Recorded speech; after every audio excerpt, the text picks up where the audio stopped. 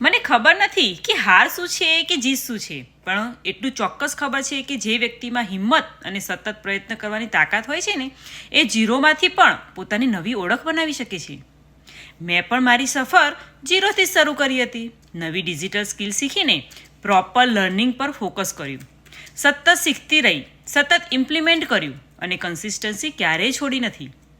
આજે જે રિઝલ્ટ મને મળી રહ્યું છે તે કોઈ એક દિવસની મહેનત નથી, પરંતુ રોજના નાના નાના પ્રયત્નોનું પરિણામ છે.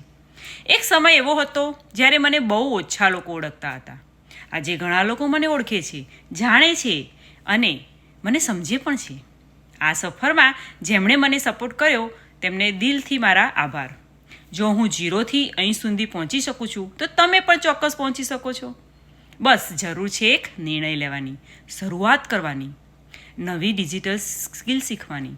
કન્સિસ્ટન્ટ રહો, એક્શન લો, કારણ કે તમારી આજની શરૂઆત જ તમારા આવતીકાલની સફળતા લખશે.